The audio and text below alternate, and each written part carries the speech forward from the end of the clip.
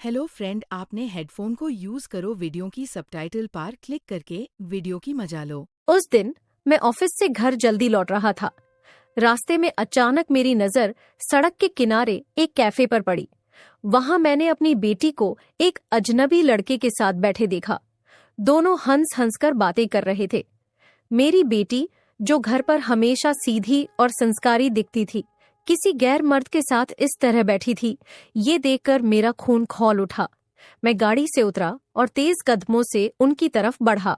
मेरी बेटी ने जैसे ही मुझे देखा, उसका चेहरा एकदम सफेद पड़ गया। वो एक पल के लिए घबरा गई। लड़का भी मेरी तरफ देखने लगा। शायद वो समझ चुका था कि मैं कौन हूं। ये सब क्या हो रहा है? मैंने गुस्से से पूछा। मेरी आवाज इतनी तेज थी कि आसपास के लोग भी हमारी तरफ देखने लगे। मेरी बेटी ने कुछ कहने की कोशिश की, लेकिन शब्द उसके मुंह से नहीं निकल पा रहे थे। पापा, आप यहां? उसने धीरे से कहा। हाँ, मैं यहां हूं। और ये बताओ, ये लड़का कौन है? मैंने उस लड़के की तरफ इशारा करते हुए पूछा। मेरी आंखों में गुस्सा साफ झलक रहा था। लड़के ने डरते हुए जवाब दिया, सर, मेरा नाम रोहित है। हम दोस्त हैं। दोस्त? मैंने तंज कसते हुए कहा। मुझे ये दोस्ती के नाम पर चलने वाली बातें अच्छी तरह समझ आती हैं। मेरी बेटी ने थोड़ी हिम्मत जुटाई और बोली, पापा, आप गलत समझ रहे हैं।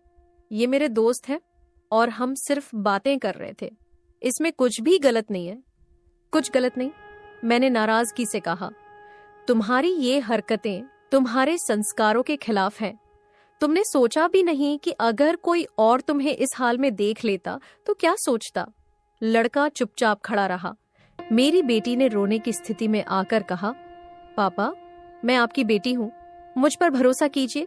मैंने कभी कुछ ऐसा नहीं किया जिससे आपको शर्मिंदा होना पड़े। उसकी बातों ने मुझे कुछ सोचने पर मजबूर कर दिया। गुस्से में मैं शायद ज्यादा कठोर हो रहा था। मैंने एक गहरी सांस ली और कहा, ठीक है, इस बार मैं तुम्हारी बात मान लेता हूं, लेकिन याद रखना, मेरी इज्जत और विश्वास दोनों तुम्हारे ऊपर है। इसे कभी टूटने मत देना। मैं वहां से चला गया, लेकिन मेरे मन में सवालों का भंवर चल रहा था। क्या मैं सही था?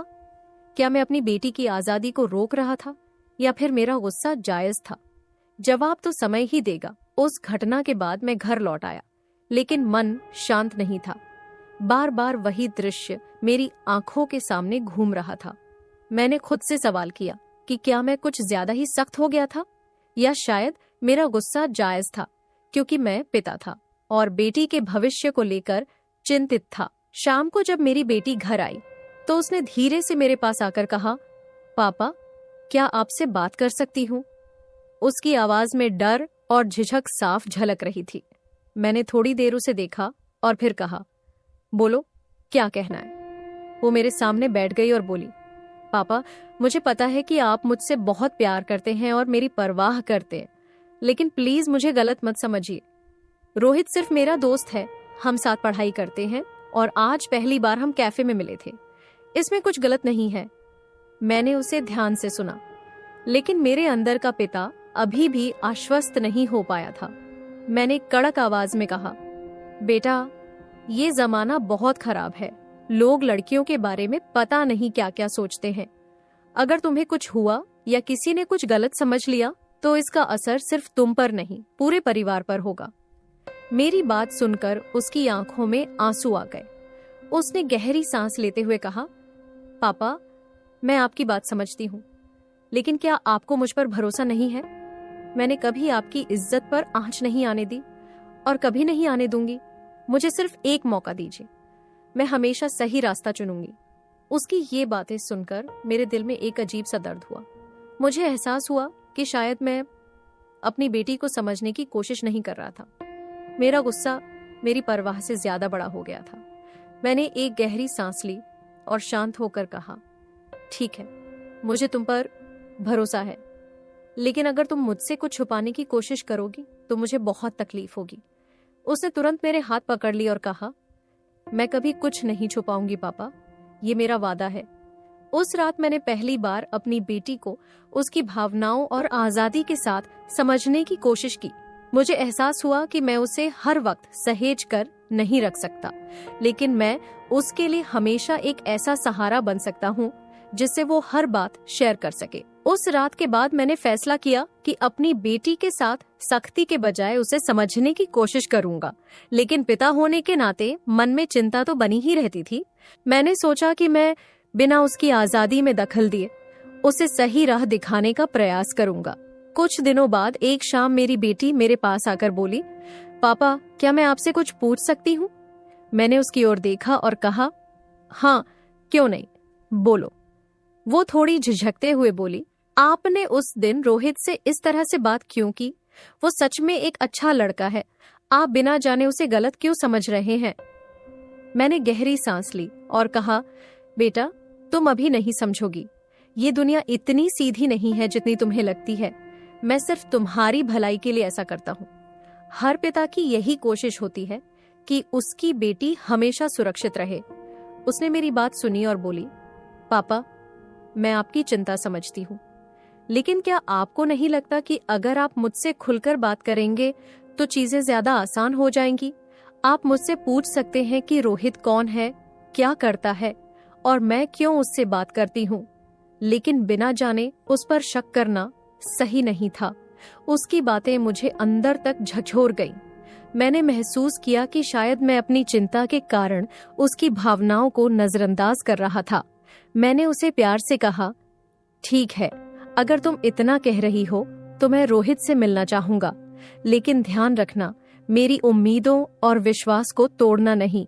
उसने खुशी खुशी कहा, पापा, ये मेरा वादा है, आप जब चाहें रोहित से मिल सकते हैं। वो खुद आपसे मिलने को तैयार है। कुछ दिन बाद मेरी बेटी रोहित को घर लेकर आई। वो लड़का बहुत विनम्र और समझदार लगा। उसने मेरे पैर छुए और कहा, अंकल, मैं जानता हूँ कि आप अपनी बेटी को लेकर चिंतित हैं, लेकिन मैं आपको विश्वास दिलाता हूँ कि मैं उसकी इज्जत और आपकी उम्मीदों का हमेशा ख्याल रखूंगा। उसकी बातें सुनकर मुझे सुकून मिला। मैंने उससे कुछ सवाल पूछे, उसके परिवार, पढ़ाई और करियर के बारे में। उसने हर सवाल का ईमानदारी से जवाब दिया। धीरे धीरे मैं समझ गया कि मेरी बेटी ने सही इंसान चुना है। उस दिन के बाद मैंने अपनी बेटी और रोहित को थोड़ा और स्पेस दिया, लेकिन साथ ही उन्हें ये भी समझाया कि जिम्मेदारी और मर्यादा सबसे अहम है। कुछ महीनों बाद रोहित और मेरी बेटी की दोस्ती और गहरी हो गई। उन्होंने हर बात मुझे और शारदा को बताना शुरू कर दिया। यह देखकर मुझे अच्छा लगने लगा कि मेरी बेटी मुझसे और अपनी माँ से सब कुछ बिना झिझक के साझा कर रही थी। धीरे धीरे मैं भी रोहित को और बेहतर समझने लगा। वो वाकई एक जिम्मेदार और संस्कारी लड़का था। एक दिन मेरी बेटी ने हिम्मत जुटाकर कहा, पापा, मैं आपसे एक बात करना चाहती हूँ। मैंने अखबार रखते हुए उसकी ओर देखा और कहा, बोलो बेटा। उसने थोड़ा झिझकते हुए कहा, पापा, मैं रोहित को पसंद करती हूँ और वो भी मुझे पसंद करता है। हम दोनों शादी करना चाहते हैं, लेकिन बिना आपकी और मम्मी की अनुमति के हम कुछ भी आगे नहीं बढ़ाएंगे। उसकी बात सुनकर मैं थोड़ी देर के लिए चुप रह गया। शारदा ने मेरी ओर देखा, जैसे पूछना चाह रही हो कि मैं क्या सोच रहा हूँ। मैंने गहरी सांस ली और कहा, बेटा, तुम्हारी खुशी में ही मेरी खुशी है। अगर तुम्हें लगता है कि रोहित तुम्हारे लिए सही इंसान है तो मुझे कोई आपत्ति नहीं है, लेकिन मैं एक बात कहना चाहता हूँ। शादी सिर्फ प्यार से नहीं, समझदारी और जिम्मेदारी से चलती है। मेरी बेटी की आंखों में खुशी के आंसू थे। उसने मेरे पैर छूकर कहा, पापा, आपने मुझ पर भरोसा किया, इसके लिए मैं आपको कभी निराश नहीं करूंगी। इसके बाद मैंने और शारदा ने रोहित के परिवार से मिलने का फैसला किया। उनके घर जाकर हमने उनसे बातचीत की। उनका परिवार भी बहुत अच्छा और सुलझा हुआ था। वो लोग हमारी बेटी को अपने परिवार का हिस्सा बनाने को तैयार थे। कुछ महीनों की बातचीत और तैयारियों के बाद मेरी बेटी और रोहित की शादी तय हो गई। शादी के दिन जब मैंने अपनी बेटी का हाथ रोहित के हाथ में दिया तो मेरी आंखें नम हो गईं। वो पल मेरे लिए भावनाओं से भरा था। मेरी बेटी, जो बचपन में मेरी उंगली पकड़कर चलती थी, अब अपनी जिंदगी के नए सफर पर निकल रही थी। शादी के बाद भी मेरी बेटी ने कभी ये महसूस नहीं होने दिया कि वो हमसे दूर है।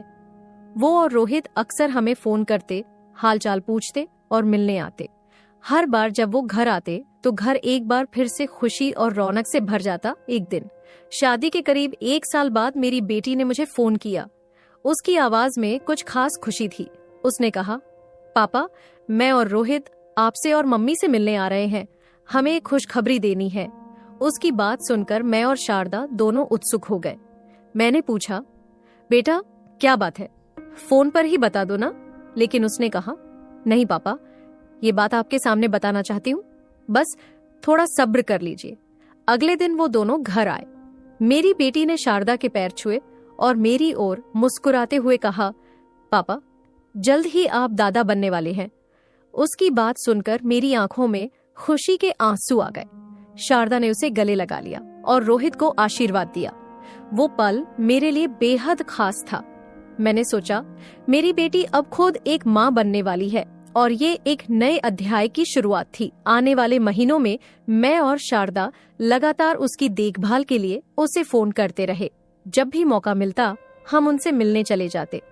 बेटी के चेहरे पर जो खुशी और चमक थी वो हमारे लिए सब कुछ थी। आखिरकार वो दिन आ ही गया जब हमें खबर मिली कि मेरी बेटी ने एक प्यारी सी बेटी को जन्म दिया है।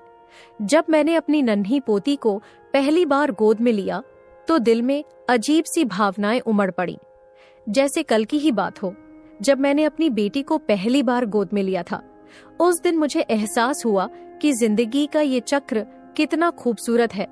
मैंने अपनी बेटी को बड़े होते, जिम्मेदार होते और अब एक माँ बनते देखा।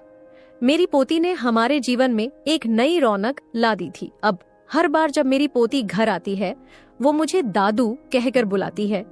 उसकी मीठी आवाज मेरे जीवन का सबसे बड़ा सुकून है। मेरी बेटी और रोहित की खुशहाल जिंदगी देखकर मुझे गर्व महसूस होता है कि मैंने सही समय पर अपने गुस्से को समझदारी में बदल दिया था। आज मैं इस बात को और बेहतर समझता हूँ कि बच्चों को आजादी और भरोसा देना ही सही पेरेंटिंग का असली मतलब है। मेरी बेटी ने मेरे जीवन को सिखाया कि प्यार और विश्वास के साथ कोई भी रिश्ता मजबूत बन सकता है।